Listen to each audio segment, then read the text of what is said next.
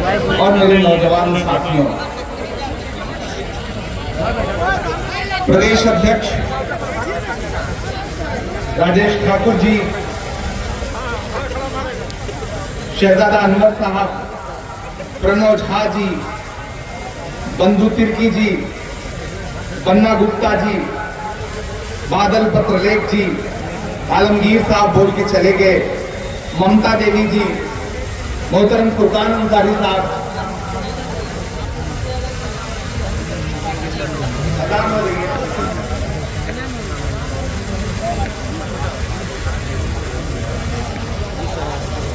वसीफ साहब, श्वेता सिंह जी, हमारे अल्पसंख्यक विभाग के प्रभारी उमैर खान साहब, दिल्ली से आए हुए शहनवाज शेख साहब, करीम अंसारी जी, जगीर साहब, जगीर अंसारी साहब, इसराइल अंसारी साहब, खालिद खान साहब, संतोष सिंह जी, मुख्तार अंसारी साहब, वारिद अंसारी साहब और बायसी कमेटी के जो जिम्मेदारान हैं, मैं आप सबका खैर मकदम करता हूं और सबसे ज्यादा खैर मकदम करता हूं इधर बाईं तरफ जिला पदाधिकारी और जो प्रदेश पदाधिकारी बैठे हैं और सामने ये जो हजारों की आवाम है।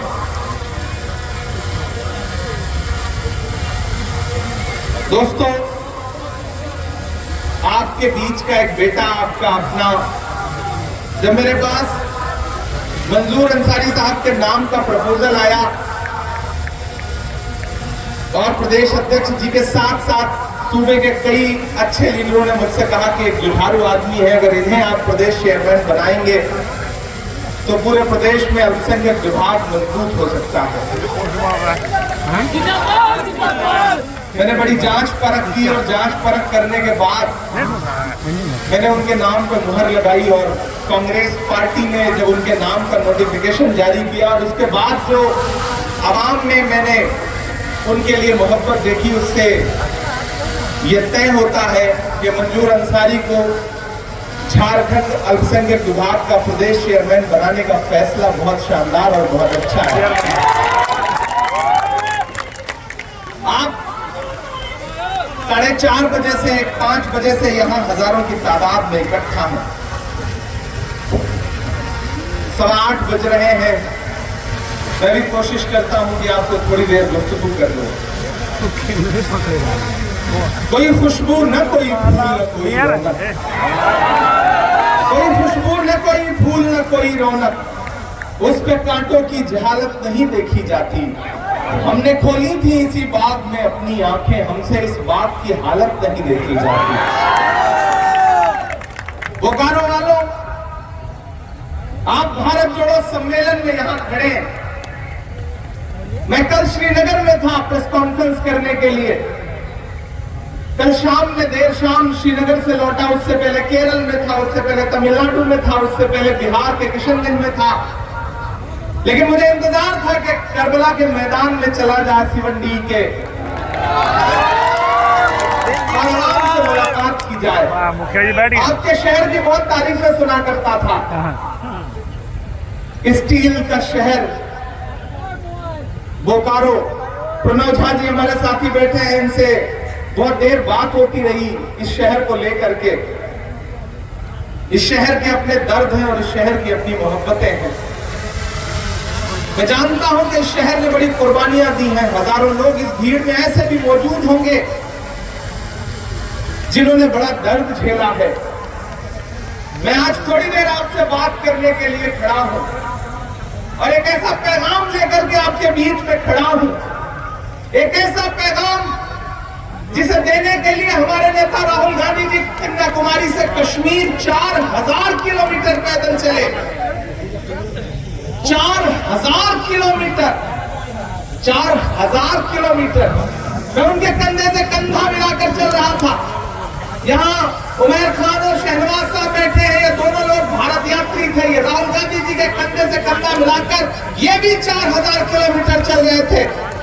मैंने देखा कि बीच में राजेश ठाकुर जी, आलमगीर साहब और यहाँ की पूरी कमेटी, शहजादा अनवर साहब, ये लोग भी बीच में आए, उन्होंने भी यात्रा को ज्वाइन किया। मैं पहले दिन से राहुल गांधी को चलते हुए देख रहा था और हर दिन मुझे ऐसा लग रहा था कि जैसे राहुल जी कह रहे हो कि चांद में ढलने सितारों में निकलने के लिए, चांद में ढलने सितारों में निकलने के लिए मैं तो सूरज हूं बुझूंगा भी तो जलने के लिए, मैं तो सूरज हूं बुझूंगा भी तो जलने के लिए। मंजिलों तुम ही कुछ आगे की तरफ बढ़ जाओ, रास्ता कम है मेरे पांव को चलने के लिए। मैं मुसलसल उनके साथ चलता था और मैं देखता था कि हर दिन वो लाखों लोगों से मिलते थे, हुजूम उमड़ के आता था और राहुल गांधी जी बस एक बात कहते थे, नफरत छोड़ो भारत जोड़ो। सुनने में बड़ा सामान्य सा नारा है, सुनने में बड़ी आम सी बात है कि नफरत छोड़ो भारत जोड़ो। जानते हैं क्यों? राहुल गांधी जी के बारे में बड़े बड़े परसेप्शन बना रखे थे भारतीय जनता पार्टी की सोशल मीडिया ने, मीडिया ने। जिस दिन से उन्होंने चलना शुरू किया, पहले दिन से बनाया हुआ हर मिथक टूटना शुरू हुआ।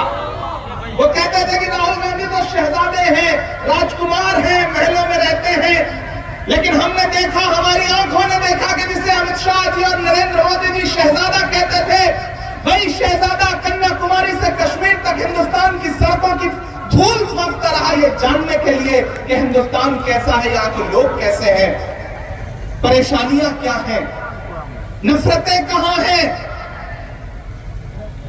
और जो लोग ये कहते हैं कि राहुल गांधी जी की राजनीति अलग है, मैं उन्हें बताता हूं कि हाँ, राहुल गांधी जी की राजनीति अलग है। उन्होंने इस बार लंबा टास्क लिया है। वो जानते हैं कि इस देश में जब तक नफरत कम नहीं होगी तब तक भाजपा कम नहीं होगी।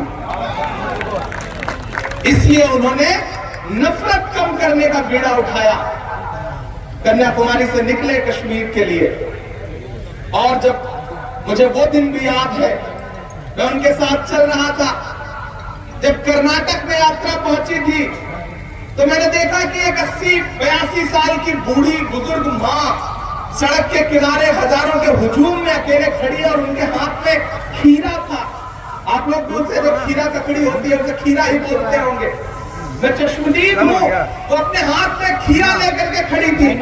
राहुल जी की नजर जब पड़ी कि एक बुजुर्ग माँ जो है वो 80-82 साल की खड़ी है, तो राहुल जी ने इशारे में उनको सिक्योरिटी से कहा कि इन्हें बुला लो। वो खीरा लेकर के राहुल जी के पास पहुंची और राहुल जी को खीरा दिया, कन्नड़ भाषा में, जो उनकी अपनी जबान थी लोकल। उन्होंने कहा ये मैं तुम्हारे लिए तोहफे में लाई हूं बेटा। हम सब भी चौंके, राहुल जी भी चौंके कि कोई खीरा लेकर के तोहफे में कहां आता है। तो उस बूढ़ी मां ने कहा कि तुम्हारी दादी ने, इंदिरा जी ने जब भूमि सुधार अधिनियम लागू किया था तो मैं बहुत गरीब थी, मेरे पास जमीन का एक भी टुकड़ा नहीं था। उनके उस कानून की वजह से मुझे थोड़ी सी जमीन मिली थी, ये उसी जमीन का खीरा है जो मैं लेकर के आई। हमने ऐसे ऐसे मंदिर देखे उस यात्रा के दौरान, और उस यात्रा का असर देखिए कि कर्नाटक में 21 दिन थी वो यात्रा। वो कर्नाटक जो हमारे राष्ट्रीय अध्यक्ष मल्लिकार्जुन खड़गे साहब का सूबा है, और आप सुने, हमने सबने देखा कि पूरी भारतीय जनता पार्टी, प्रधानमंत्री जी अपने मेयार से नीचे उतर के भाषण करते रहे वहां पर, नारे लगाते रहे वहां पर। लेकिन एक तरफ मोर्चा संभाला मल्लिकार्जुन खड़गे जी ने, एक तरफ मोर्चा संभाला राहुल गांधी जी ने, एक तरफ मोर्चा संभाला प्रियंका जी ने। और अंजाम क्या रहा कि पूरी ताकत लगा के, पूरी मशीनरी लगा करके भारतीय जनता पार्टी कांग्रेस पार्टी से हार गई। और सिर्फ हार नहीं गई, बुरी तरह हार गई। वीडियो लेगा, फोटो लेगा। मुझसे मीडिया के साथियों ने कहा इमरान साहब इस जीत पर क्या कहेंगे? मैंने कहा राहुल गांधी का एक नारा था कि नफरत के बाजार में मोहब्बत की दुकान खोल रहा हूं। दुकान हिमाचल प्रदेश में खुली थी, कर्नाटक में तो शोरूम खुल गया है मोहब्बत का। और जैसे ही कर्नाटक का इलेक्शन खत्म हुआ, जानते हैं पहला रिजल्ट क्या आया? 2000 का नोट बंद कर दिया प्रधानमंत्री जी ने। उन्हें भी लगा होगा कि जो नोट हमारे काम नहीं आ सका उसे चलाया क्यों जाए। फिर 2000 का नोट बंद कर दिया गया। मैं बोकारो में खड़ा होकर कहना चाहता हूं कि 2016 में उन्होंने 2000 का नोट चलाया था। अरे जो हुकूमत अपना चलाया होगा, 2000 का नोट 7 साल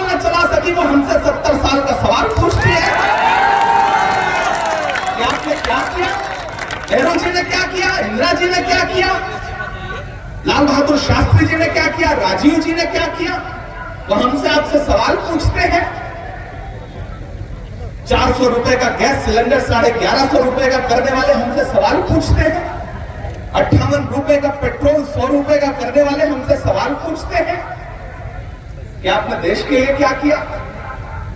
बोकारो वालों, मैं अल्पसंख्यक विभाग का राष्ट्रीय अध्यक्ष हूं। अल्पसंख्यक विभाग का मतलब सिर्फ मुसलमानों का विभाग नहीं होता। मैं मीडिया के साथियों को भी बताना चाहता हूं, इस देश में 6 कम्युनिटी है जो अल्पसंख्यक का दर्जा जिनको मिला है। उसमें सिख भाई हैं, ईसाई हैं, बौद्ध हैं, पारसी हैं, जैन हैं, मुसलमान हैं। हमारा विभाग 6 कम्युनिटीज के लिए काम करता है। और सिर्फ कांग्रेस में ही अल्पसंख्यक विभाग नहीं है, भाजपा में भी है, पता कर लीजिएगा। मैं आपसे ये कहना चाह रहा हूं कि हमने कोशिश शुरू की कि राहुल गांधी जी का जो पैगाम था, भारत जोड़ो यात्रा 4000 किलोमीटर चलने के बाद हमें लगा राहुल जी का जो पैगाम था, उस पैगाम को उस यात्रा के साथ ठप न किया जाए। फिर हमारे विभाग ने यह फैसला किया कि पूरे मुल्क में भारत जोड़ो के नाम से हम 100 कार्यक्रम करेंगे। भारत जोड़ो सम्मेलन, भारत जोड़ो मुशायरा, भारत जोड़ो बुनकर संवाद, भारत जोड़ो सेमिनार हम अलग अलग शहर में जाएंगे। जब पहला प्रोग्राम हम तय कर रहे थे तो हमें लगा कि कैसे कामयाब होगा, लेकिन जब हमने किशनगंज में भारत जोड़ो मुशायरा किया 21 तारीख को, हजारों का हुजूम आया। और फिर उसके बाद हमें लगा कि जब हम बोकारो जा रहे हैं तो कैसा होगा। लेकिन बोकारो वालों, आपकी मोहब्बत को सलाम। मुझे खुशी है कि पिछले 4 घंटे से बड़ी तादाद में माएं बहनें बैठी हैं, बुजुर्ग बैठे हैं, नौजवान बैठे हैं, और जिस जिंदा दिली के साथ बैठे हैं, जो इस्तेमाल आपने किया, उधर छतों तक पर माएं बहनें खड़ी हैं। मैं आप सबको सलाम करता हूं और आपसे ये कहना चाहता हूं कि मेरा नाम इमरान है। आप मुझे जानते हैं, मैं आपकी आवाज बन करके, खुदा ने मुझे शायरी का जो हुनर दिया है उसके जरिए आपके मुद्दों पर लड़ता रहा हूं। अजान हो रहा है, आपने अजान हो रहा है, अजान नहीं हो रहा है, हो रहा है साइलेंट।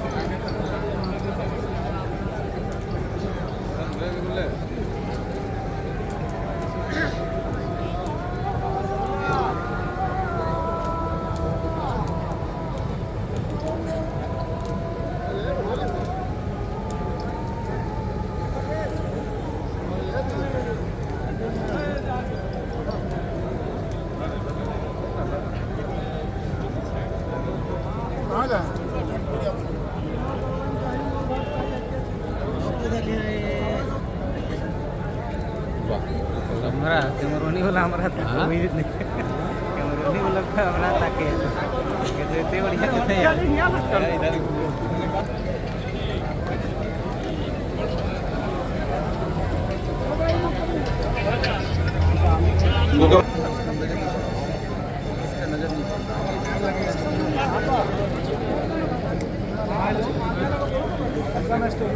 हो गया जी। अगले कुछ वक्त तक आपसे मुखातिब हो, तब तक आप सारे लोग जो इधर उधर, बस थोड़ी देर आपकी शिरकत रहे।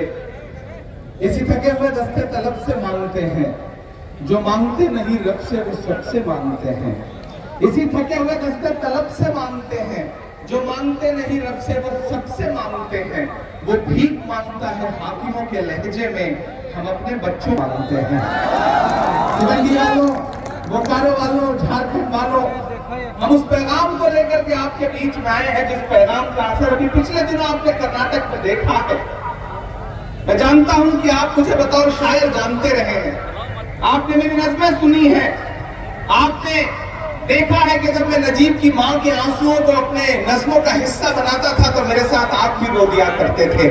मैंने देखा है कि जब मैं आपके लिए नज़्म पढ़ता था, मदरसे के लिए नज़्म पढ़ता था, तो आप भी मेरे साथ दुआएं करते थे, मेरे लिए गुनगुनाते थे आप। मैं आपकी आवाज बनकर के मुसलसल बोलता रहा हूँ।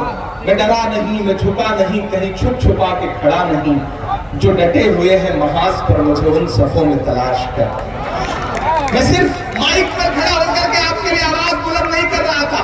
मुझे जब लगा कि वक्त मुश्किल है, मुझे जब लगा कि हाकिम ने यह सोच लिया है कि मुल्क में सारी आवाजें खामोश कर दी जाएंगी, उस वक्त भी मैं डरा नहीं। मैं राहुल गांधी जी के कंधे से कंधा मिला करके खड़ा था और ये कह रहा था कि राहुल जी, इस मुल्क में मोहब्बत के सिवा और कोई चारा नहीं है इस मुल्क को बचाने का।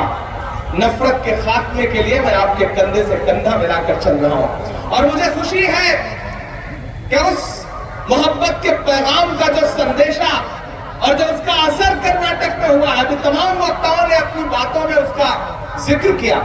मैं जानता हूं आप भाषण सुन सुन के बहुत थक गए। मैं बीच बीच में आपको थोड़ी शायरी भी सुनाऊंगा, थोड़ा भाषण भी सुनाऊंगा। मैं आपको बहुत ज्यादा इम्तिहान ले लूंगा। मैं जानता हूं आप बहुत थके हुए लोग हैं, बहुत थक गए हैं, कई घंटे से बैठे हैं। कि हर भारत वासी की चाहत जीत गई कर्नाटक में, जीत गई कर्नाटक में।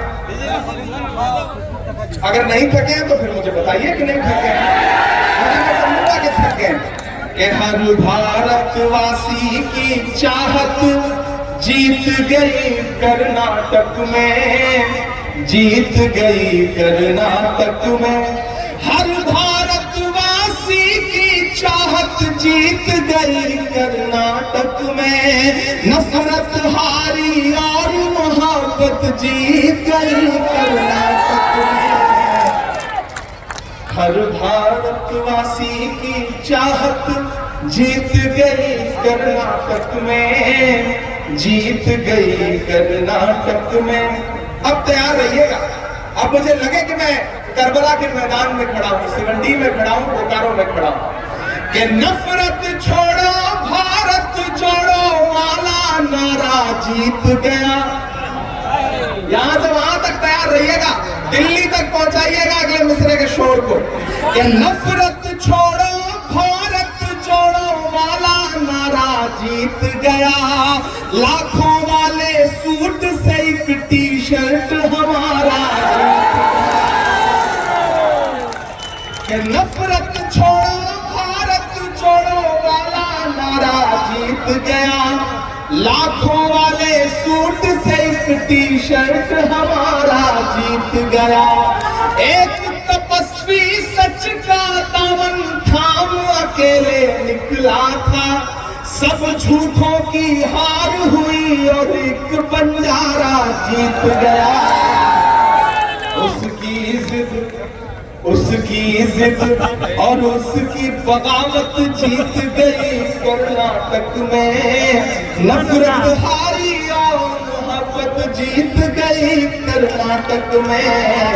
हर भारत वासी की चाहत जीत गई कर्नाटक में, जीत गई कर्नाटक में। पूरी भाजपा परेशान है कि हार कैसे गए, सब कुछ तो सिर्फ हार कैसे गए। सारे नारे भी लगा लिए, प्रधानमंत्री जी ने भी सारे कार्यक्रम कर लिए, रोड शो भी कर लिए, फिर कैसे हार गए। हम बताते हैं आप कैसे हार गए भाजपा वालों। कि धर्म जाति से उठकर सब इंसान हमारे साथ रहे। धर्म जाति से उठकर सब इंसान हमारे साथ रहे। राम का हमको प्यार मिला, रहमान हमारे साथ रहे। और बोकारो से मोहब्बत का पैगाम, भारत जोड़ने का पैगाम पूरे हिंदुस्तान के एक कोने तक जाना चाहिए। आगाज अच्छा है, अंजाम भी अच्छा होगा, मुझे पता है। अगले जो 2 मिसरे हैं उन्हें पहुंचाइएगा दिल्ली तक। कि धर्म जाति से उठकर सब इंसान हमारे साथ रहे। राम का हमको साथ मिला, रहमान हमारे साथ रहे। वो जो बंटवारा करते हैं बीच में हिंदू मुस्लिम के, उन्हें बताओ बजरंगी हनुमान हमारे साथ रहे। प्यार मोहब्बत वाली विरासत जीत गई कर्नाटक में, नफरत हारी और मोहब्बत जीत गई कर्नाटक में। हर भारतवासी की चाहत। एक तरफ वो नेता खड़ा है जो कहता है मैं सबको गले लगाऊंगा, जो कहता है कि मैं हिंदुस्तान के एक एक शहरी तक जाऊंगा। एक सुबह आपने वो मंजर देखा कि जब नरेंद्र मोदी जी अपने महल में सो रहे थे तब राहुल गांधी जी कहां थे? चंडीगढ़ से अंबाला के रास्ते में एक ट्रक में बैठ करके ट्रक ड्राइवरों से बात कर रहे थे। एक सुबह हम सोकर उठे तो हमने देखा कि राहुल गांधी जी कहां है? दिल्ली के मुखर्जी नगर में जाकर के यूपीएससी की IAS IPS की तैयारी करने वाले बच्चों के बीच में बैठ कर उनसे बात कर रहे हैं। एक सुबह तो हमने ये देखा कि वो भारतीय जनता पार्टी जो सोचती है कि किसी के सर पे छत नहीं रहने देंगे, उनका नफरत का एक बुलडोजर है जो तैयार है लोगों का घर उजाड़ने के लिए। लेकिन हमारी आंखों ने देखा कि एक सुबह ऐसी थी जब राहुल गांधी दिल्ली की शकूर बस्ती में जाकर के उन झुग्गी झोपड़ी वालों के बीच में बैठे थे जिनके सरों पर छत नहीं है। हमारे पास एक ऐसा नेता है और एक तरफ ऐसे लोग हैं कि आज नई संसद का उद्घाटन कर रहे थे। अभी मैं बन्ना गुप्ता जी को सुन रहा था, वो आयतें पढ़ रहे थे, तब मुझे लगा कि मुझे ये बात कहनी चाहिए। एक तरफ प्रधानमंत्री जी उद्घाटन कर रहे थे नई संसद का, सिर्फ एक फ्रेम, एक चेहरा। मैं झारखंड में खड़ा हूं, मैं आदिवासी अस्मिता को समझता हूं, मैं झारखंड के एक एक बच्चे की पीड़ा को समझता हूं कि प्रधानमंत्री जी ने हमारी महामहिम राष्ट्रपति द्रौपदी मुर्मू जी को क्यों नहीं बुलाया। मैं मीडिया के साथियों से भी कहना चाहता हूं कि हाँ, हमने संसद भवन के उद्घाटन समारोह का बहिष्कार किया और सिर्फ कांग्रेस ने नहीं बल्कि इस देश की 21 पार्टियों ने बहिष्कार किया। हमने संसद का बहिष्कार नहीं बल्कि उद्घाटन समारोह का बहिष्कार किया और वो इसलिए किया कि इस देश की जो प्रथम नागरिक है महामहिम द्रौपदी मुर्मू जी को आखिर क्यों नहीं बुलाया आपने उद्घाटन समारोह में? आपने क्यों नहीं बुलाया उपराष्ट्रपति महोदय को, महामहिम को? बातें करते हैं आप बेटी बचाओ बेटी पढ़ाओ की, आप उधर अंदर खड़े होकर के बातें कर रहे थे लोकतंत्र को बचाने की, और बाहर जंतर मंतर पर बैठी हुई वो महिला पहलवान साक्षी मलिक और विदेश फोगाट जो इस देश के लिए ओलंपिक का मेडल लेकर के आई थी, आपकी दिल्ली पुलिस उनको घसीट रही थी सड़क पर। हम तो जब हाई स्कूल में पढ़ा करते थे तो संस्कृत का एक श्लोक सुनते थे कि यत्र नार्यस्तु पूज्यन्ते रमन्ते तत्र देवता। जहां नारियों की पूजा होती है वहां देवता निवास करते हैं। यह है आपका बेटी बचाओ बेटी पढ़ाओ प्रधानमंत्री जी, कि आप उधर भाषण दे रहे हैं और बाहर बेटियां घसीटी जा रही हैं। यह है आपका बेटी बचाओ बेटी पढ़ाओ कि 15 अगस्त को जब आप लाल किले की प्राचीर से महिला सुरक्षा की बात कर रहे थे तो उसी के महज 1.5 घंटे बाद गुजरात में बिल्किस बानो के जो बलात्कारी थी वो रिहा किए जा रहे थे, उन्हें माला पहनाई जा रही थी। यह है आपका बेटी बचाओ बेटी पढ़ाओ। राहुल गांधी जी ने आपसे क्या सवाल पूछा? उनका सवाल था कि 20,000 करोड़ जो अडानी की कंपनियों में लगाए गए हैं वो किसके हैं? जवाब दे सरकार। जानते हैं राहुल गांधी जी के साथ क्या सुलूक किया गया? उन्हें एक मुकदमे में फंसा करके 2 साल की सजा करवा करके उन्हें संसद से निकाल दिया गया, डिस्क्वालीफाई करा दिया गया। इतने से चैन नहीं मिला प्रधानमंत्री जी को, महीने भर के अंदर राहुल गांधी जी का घर खाली करवा लिया गया।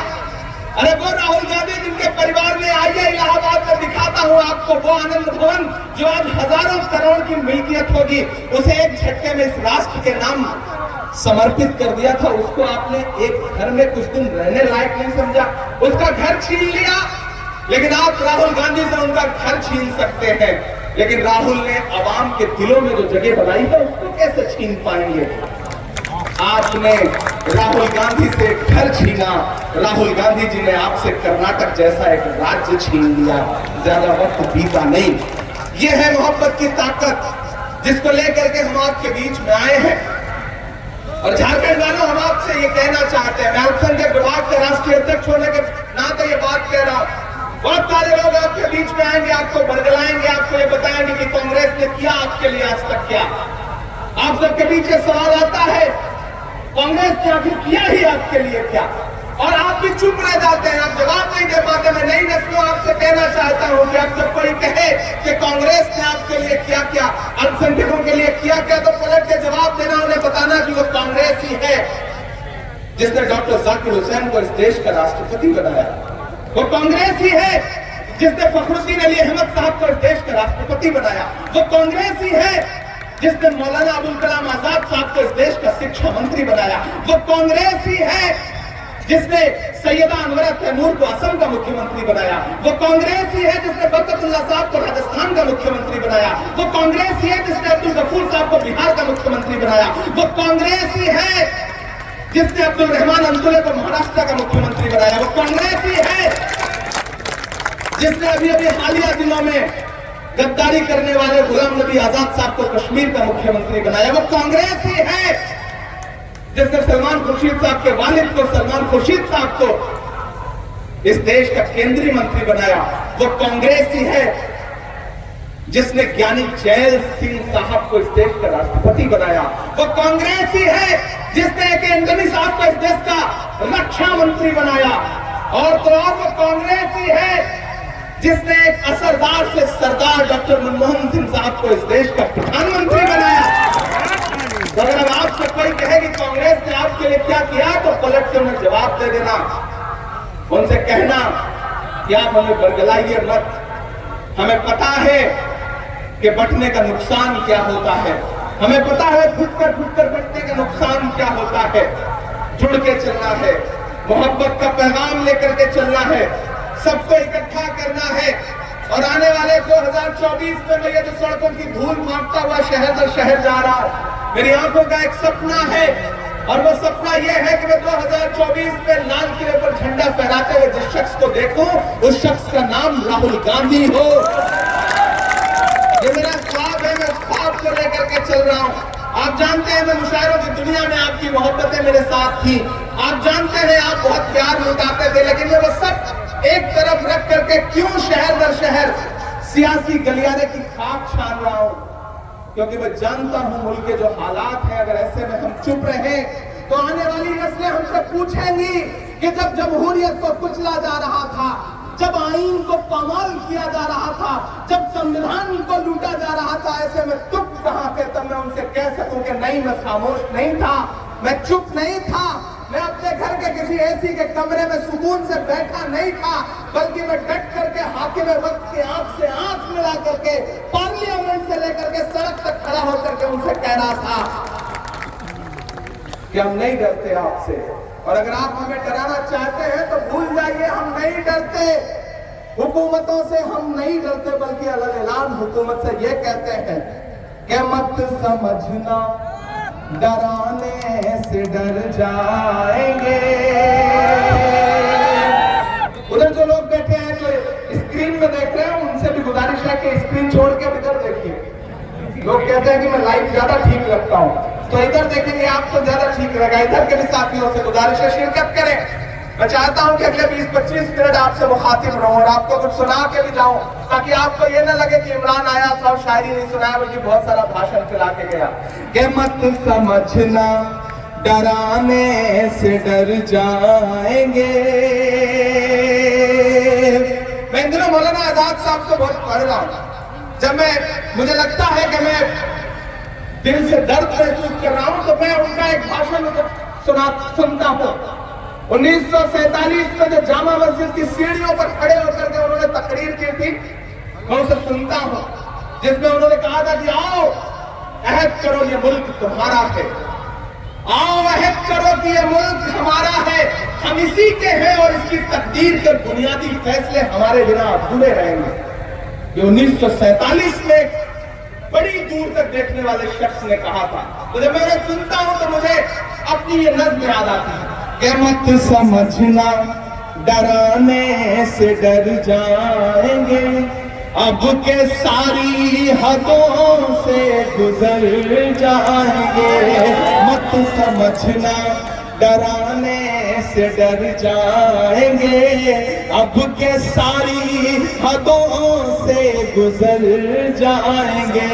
मौत के नाम का खौफ देता है क्यों एक भाई साहब कुछ इनाम देना चाहते हैं, ये पैसा जिला कांग्रेस कमेटी को दे दें और इससे किसी गरीब को कुछ दे दिया जाए। बहुत शुक्रिया, आपकी दुआ ने पार्लियामेंट में पहुंचा दिया है, वहाँ ठीक ठाक तनख्वाह मिल जाती है, उससे गुजारा हो जाता है। और ये पैसा किसी गरीब के काम आ जाएगा तो आपका बहुत शुक्रिया। बस आप तो मोहब्बतें देते हैं कि मेरा दामन दुआओं से भरते हैं, उससे बड़ी कोई दौलत नहीं है, और मैं उसी मोहब्बत के हाथों बिकने के लिए तैयार हूँ, पैसों की जरूरत नहीं। मैं पढ़ता हूँ कि मत समझना डराने से डर जाएंगे।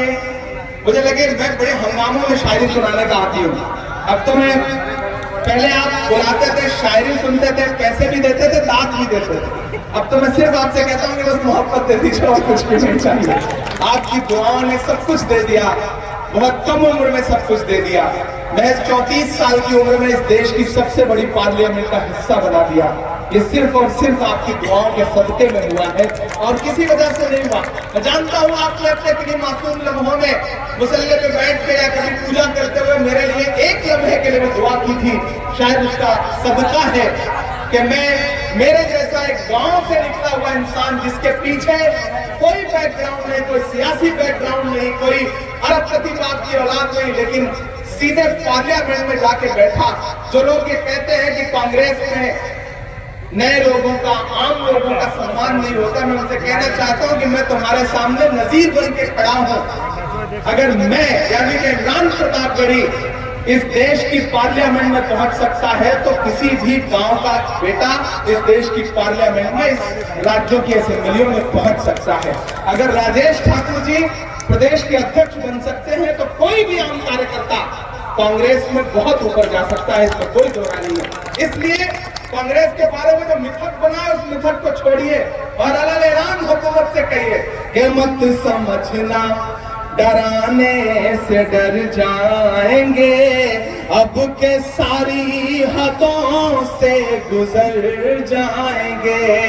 मौत के, तैयार है ना, मौत के नाम का खौफ देता है क्यों, मौत के नाम का खौफ देता है क्यों, मौत जिस रोज आएगी मर जाएंगे। मत समझना डराने से डर जाएंगे, अब के सारी हदों से गुजर जाएंगे। ये जितनी नफरत की बात करने वाले हैं, सुने इमरान के मिसरे, ये मेरी आंखों में ये जो झंडा लहरा रहा है, इसमें जो 3 रंग है, ये जो चारों तरफ, यहाँ जो चारों तरफ ये जो 3 रंग है, इसे ज़हन में रखिएगा और मेरे मिसरे सुनिएगा कि हमने ज़मज़म दिया, आब गंगा दिया। इतनी खामोशी से काम नहीं चलेगा। मुझे लगे कि वो जोश, वो जज्बा है जिसके लिए बोकारो जाना जाता है कि हमने ज़मज़म दिया, आब गंगा दिया, तुमने भारत को दंगा ही दंगा दिया। और अब तक मैं सोच के आए थे कि राजनीतिक भाषण सुनने जा रहे हैं, राजनीतिक कार्यक्रम में जा रहे हैं, चुपचाप बैठेंगे, हाथ बांध के वापस लौट आएंगे। मैं उनकी चुप्पी को भी पुकारता हूँ, खामोश रह पाइएगा तो खामोश रह लीजिएगा। ये हमने ज़मज़म दिया, आब गंगा दिया, तुमने भारत को दंगा ही दंगा दिया, तुमने एक रंग के ख्वाब देखे मगर, तुमने एक रंग के ख्वाब देखे मगर, हमने हिंदुस्तान को तिरंगा दिया। ये तिरंगा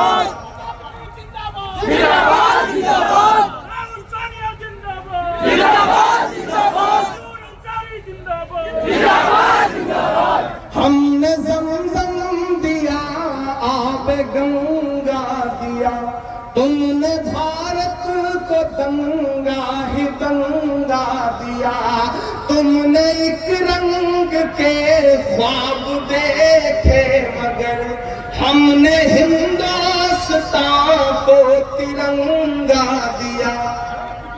ये तिरंगा ये तिरंगा बदन पर लपेटे हुए,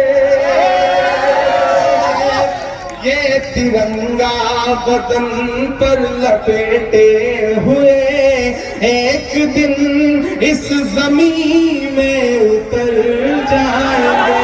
मत समझना डराने से डर जाएंगे, अब के सारी हदों से गुजर जाएंगे।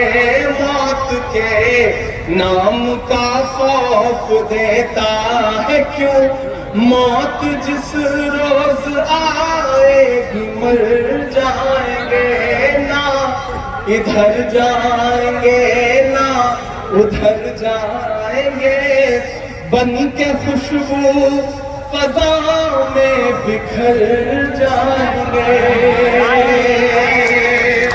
वो करो मैं भी आने से पहले मिला था राहुल गांधी जी से, और कर्नाटक की जीत के बाद मुझे लगा वो बहुत ज्यादा खुश होंगे, तो उन्होंने मुझसे बस एक ही बात कही कि कर्नाटक की जीत अच्छी है, कार्यकर्ताओं को बधाई, लेकिन जब तक दिल्ली नहीं जीतेंगे तब तक जीत अधूरी रहेगी।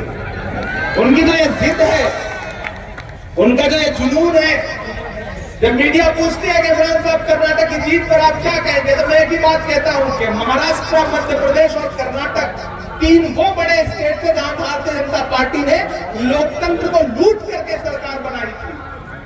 कर्नाटक का रिजल्ट हमारे सामने है, आने वाले दिनों में मध्य प्रदेश का रिजल्ट उससे अच्छा होगा। और महाराष्ट्र से मैं सांसद हूं, मैं महाराष्ट्र की मिट्टी की नब्ज समझता हूं, इसलिए कह रहा हूं कि जिस दिन महाराष्ट्र में चुनाव होगा, महाराष्ट्र का रिजल्ट आएगा, उस दिन भाजपा को मुंह छुपाते नहीं कहीं मिलेगा। ये मेरा दावा है, ये मेरा वादा है आपसे। हर तमाम मुश्किल हालातों में भी राजेश ठाकुर जी गवाह है। मैं दुबे जी को सुन रहा था, देख रहा है, ये सब गवाह है इस बात के। जब मैं सांसद बन के आया तो हम प्रोटेस्ट कर रहे थे, हम डिटेन कर लिए जाते थे, 7-7 घंटे थाने में डिटेन रहते थे। राहुल गांधी जी 7 घंटे एक दिन डिटेन रहे, क्यों? क्योंकि वो आपके लिए आवाज उठा रहे, आपकी महंगाई पर बात करते हैं। वो हिंदू मुसलमान की राजनीति नहीं करते, वो कहते हैं कि बुनियादी सवाल। नरेंद्र मोदी जी ने वादा किया था कि इस देश में हर साल युवाओं को 2 करोड़ नौकरियां दिया जाएगी। 9 साल सरकार के पूरे हुए अभी कल।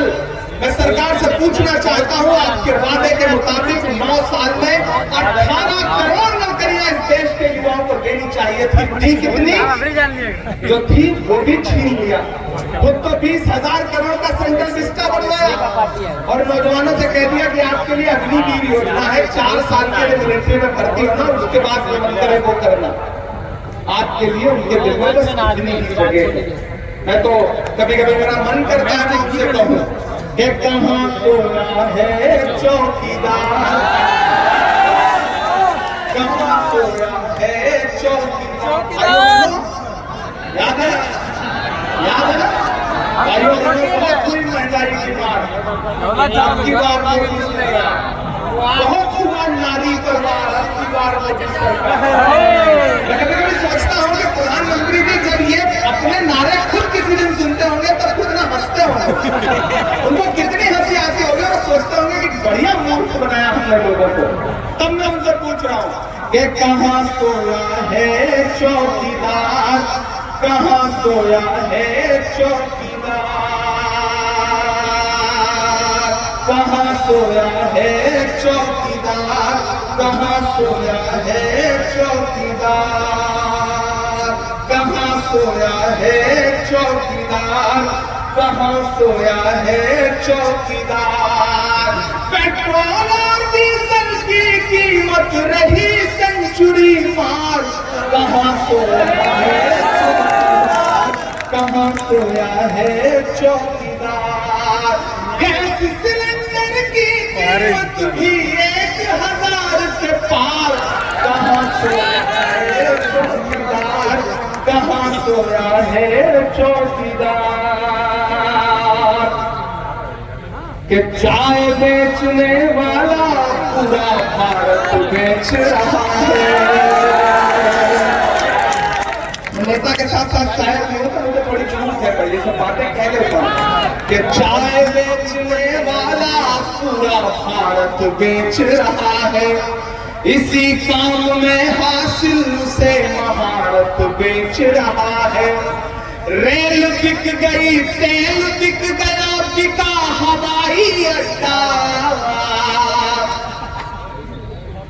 पूरे देश में आपको कहीं भी सफर करना हो, आपको किसी भी फ्लाइट में किसी भी एयरलाइंस का टिकट इस समय 15,000 के नीचे नहीं मिलेगा। कहा प्रधानमंत्री जी क्या कहते थे कि हवाई चप्पल पहनने वाला हवाई जहाज में यात्रा करेगा।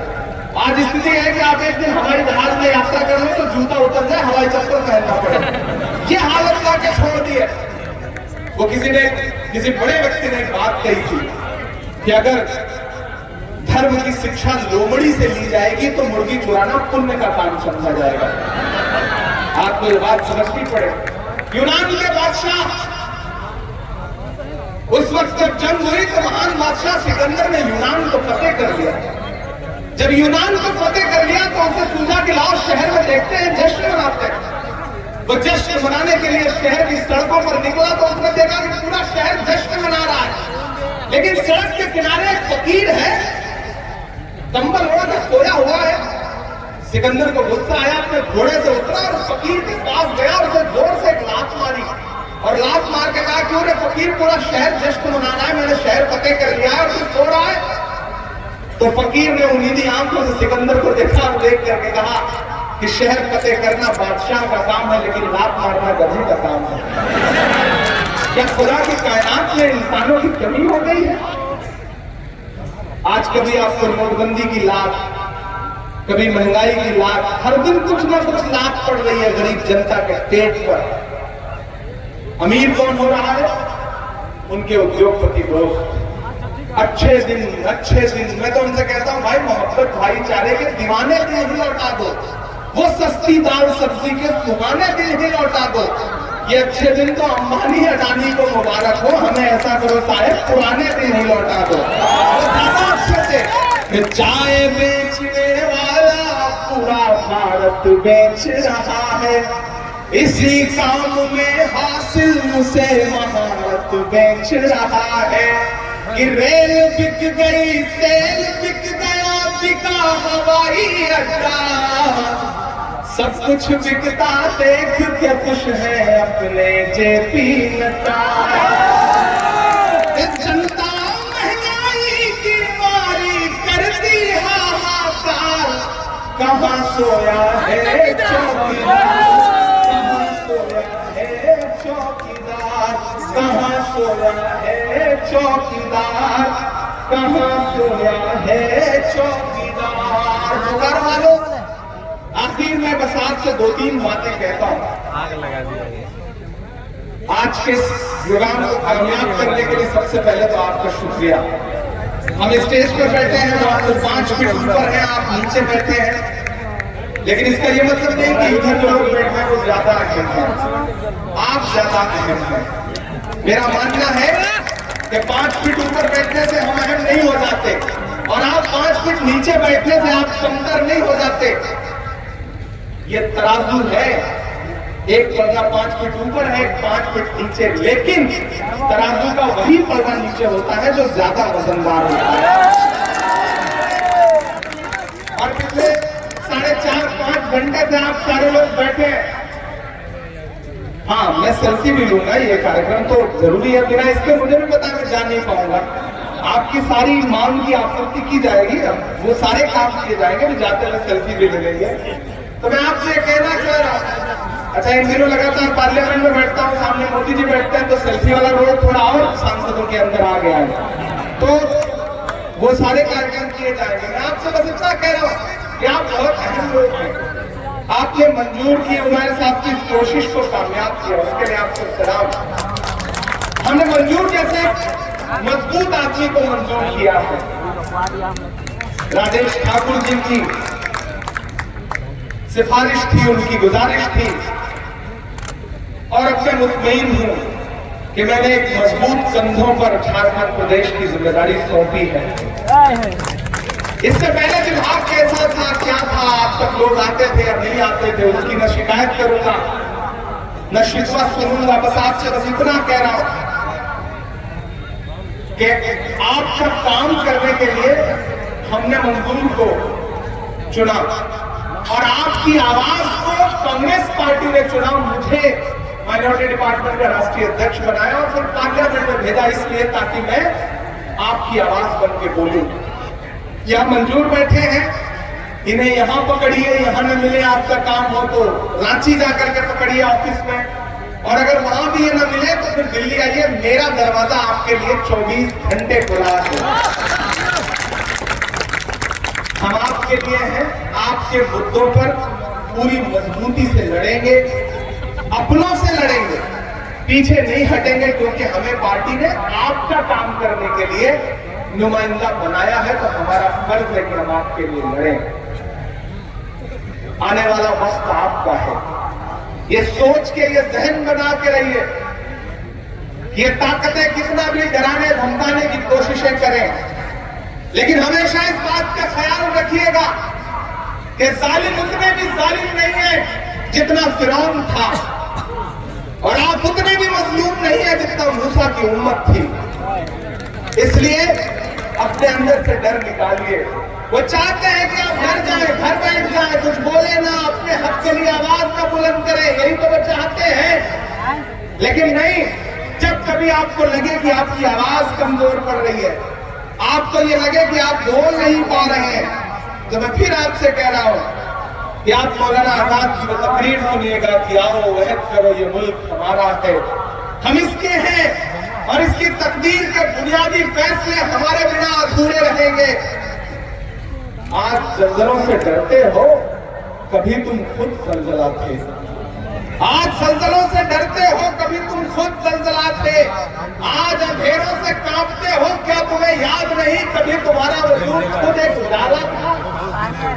याद करिएगा, सुनिएगा, ये बादलों ने मैला पानी क्या बरसाया है, तुमने भीग जाने के डर से अपने पायजामे ऊपर चढ़ा लिए हैं? नहीं, वो तुम्हारे ही असलाफ थे जो समुद्रों में उतर गए, वो तुम्हारे ही असलाफ थे जो समुद्रों में उतर गए, पहाड़ों की छातियों को रौंद डाला, आंधियां आई तो उनसे कह दिया कि तुम्हारा रास्ता ये नहीं है। ये ईमान से भटकने की बात है कि जो शहंशाहों के गिरेबान से खेलते थे, वो आज अपने खुद गिरेबान का तार तार बेच रहे हैं। डरने से काम नहीं चलेगा। आप बराबर के शहरी हैं, इज्जतदार शहरी हैं। आपकी आवाज बंद करके बोलने के लिए हम सारे लोग हैं। ये मुल्क मिल करके सबसे बनता है, किसी एक रंग से नहीं बनता। कांग्रेस पार्टी के तमाम नेता इस मुल्क के एक एक शख्स के लिए खड़े हैं। हम राहुल जी के साथ खड़े हैं। आखिरी के 4 मिसरे सुना करके आपसे विदा लूंगा कि खौफ नहीं जिसे मुरझाने का, मैं उस गुल के साथ खड़ा हूं। एक एक शख्स अगले 2 मिनट जहां है जैसे है उसी तरह ठहर जाए। अगले 2 मिनट के बाद हम खुशी खुशी सभा को समाप्त करेंगे। ये खौफ नहीं जिसे मुरझाने का। पूरे कार्यक्रम की जो सबसे खूबसूरत बात थी कि यहाँ जो रोशनी है ये भी तिरंगे रंग की है। ये जो लाइट है ये भी 3 रंग की है, इसमें हरा सफेद केसरिया तीनों रंग जल रहे। हम कांग्रेस है, हमारे खून में, हमारी सांसों में, हमारी धड़कनों में मोहब्बत है, तिरंगा है, जुटता है, जहती है। ये खौफ नहीं जिसे मुरझाने का, मैं उस गुल के साथ खड़ा हूँ। खौफ नहीं जिसे मुरझाने का, मैं उस गुल के साथ खड़ा हूँ। कैसा भी दौर आए लेकिन मैं राहुल के साथ खड़ा हूँ। कैसा भी दौर आए लेकिन मैं राहुल के साथ खड़ा हूँ। कल भी खुल कर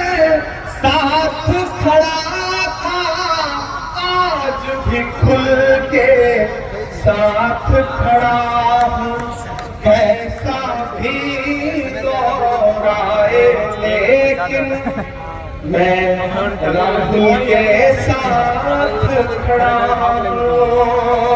अल्पसंख्यक विभाग की पूरी टीम को, खासतौर से प्रदेश चेयरमैन को, और जो हमारे उपाध्यक्ष हैं सगीर साहब, करीम साहब, खालिद खान साहब, इन सबको बहुत मुबारकबाद देता हूँ एक कामयाब भारत जोड़ो सम्मेलन के लिए। और प्रभारी उमर खान साहब को बहुत बधाई। बड़ी मेहनतों से आप लोगों ने ये कार्यक्रम सजाया, शानदार प्रोग्राम किया। एक बार फिर से आपका बहुत शुक्रिया। वहाँ सोचिए सौगात होगी, नए लोग होंगे, नई बात होगी। मैं हर हाल में मुस्कुराता रहूंगा तो हमारी मोहब्बत अगर साथ होगी। चरागों को आंखों में महफूज रखना, बड़ी दूर तक रात ही रात होगी। मुसाफिर है हम भी, मुसाफिर हो तुम भी, किसी मोड़ पर फिर मुलाकात होगी। बहुत शुक्रिया। आप सब मिलकर के चूंकि सभा की समाप्ति होनी है, आप आए। मैं चाहता हूं कि इस मंच से एक संदेशा जाए, जहां है सावधान की मुद्रा में खड़े हो जाएं। हम राष्ट्रगान से, जनगण मन अधिनायक से इस कार्यक्रम की समाप्ति की घोषणा करेंगे, समापन करेंगे। तो जहां है, जैसे हैं, इधर मुड़ जाइए। चचा उधर से इधर मुड़ जाइए, इधर मुड़ जाइए।